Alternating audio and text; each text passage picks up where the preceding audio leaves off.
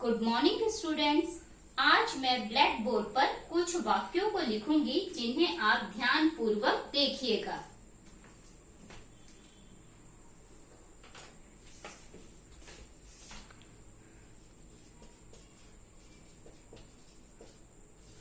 हलवाई खाना बना रहा है। वह खेल रहा है।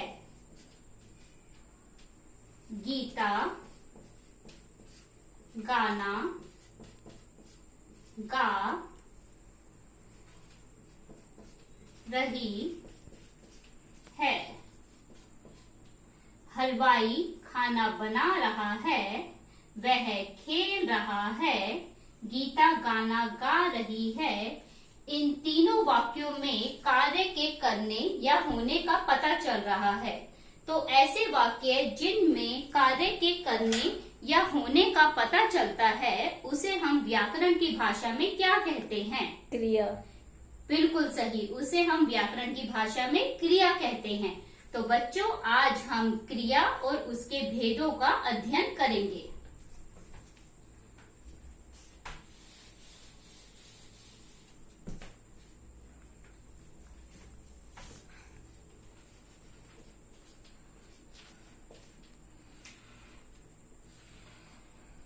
क्रिया। तो सबसे पहले हम क्रिया का अर्थ देखेंगे।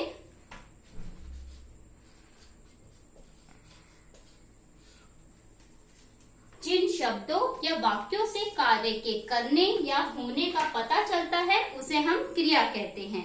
इसे हम उदाहरण के माध्यम से समझते हैं। वह खेल रहा है। वह क्या कर रहा है? खेल रहा है। आप क्रिया का कोई अन्य उदाहरण दीजिए। बालक हंस रहा है। बिल्कुल सही, बालक हंस रहा है। तो इन दोनों वाक्यों में कार्य के करने या होने का पता चल रहा है। तो ऐसे वाक्यों को हम क्रिया कहते हैं। अब हम क्रिया के भेदों का अध्ययन करेंगे। क्रिया के भेदों को हम एक चार्ट के माध्यम से समझेंगे। क्रिया के भेद। क्रिया के दो भेद होते हैं। पहला भेद है अकर्मक क्रिया और दूसरा भेद है सकर्मक क्रिया।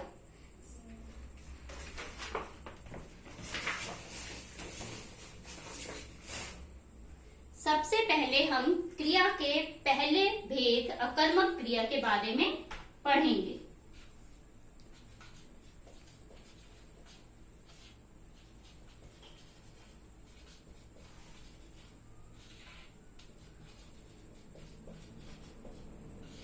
अकर्मक क्रिया।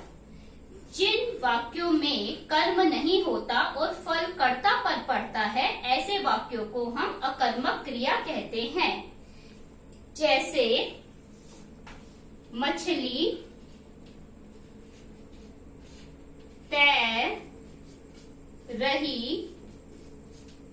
है। वह खा रहा है। मछली तैर रही है। मछली कहाँ तैर रही है? इस कर्म का यहाँ पर अभाव है। तो ऐसे वाक्यों को हम अकर्मक क्रिया कहते हैं। वह खा रहा है। वह क्या खा रहा है? इस कर्म का यहाँ इस वाक्य में अभाव पाया जा रहा है। तो ऐसे वाक्यों को अकर्मक क्रिया कहा जाता है। अब बच्चों, आप अकर्मक क्रिया का कोई अन्य उदाहरण बताइए। मोहन जा रहा है।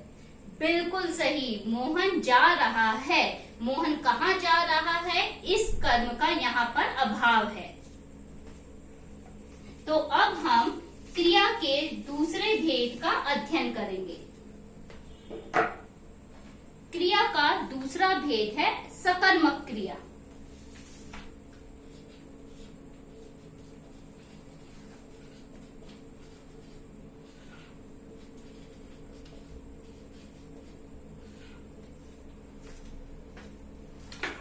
सकर्मक क्रिया।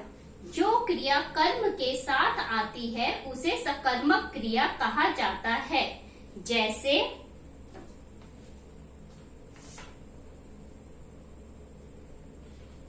सीता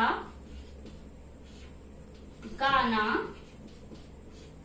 गा रही है। सीता क्या कर रही है?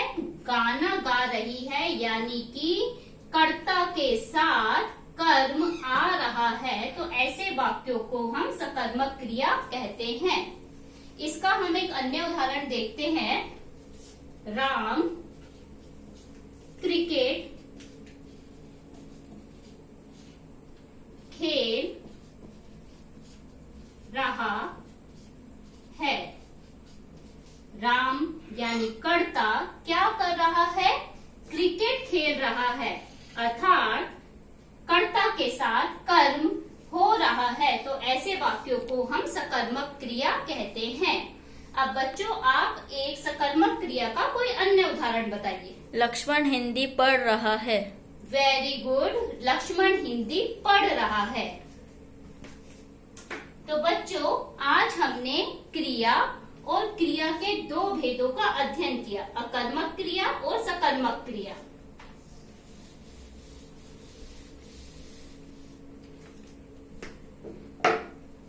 अब मैं आपसे कुछ प्रश्न पूछूंगी, जिसे उसका उत्तर आता हो वह अपने हाथ खड़े करेगा।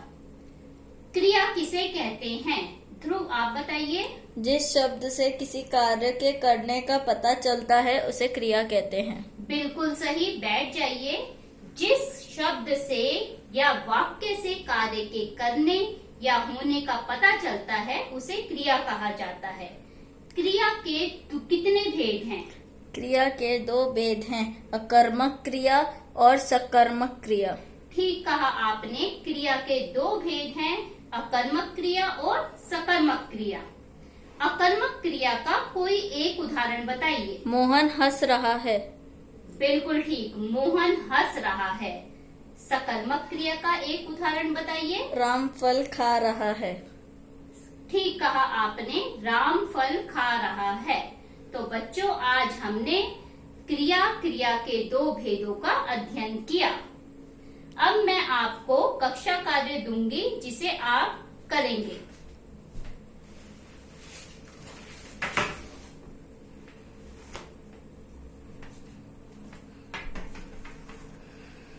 ये आपका कक्षा कार्य है जिसे आपको करना है।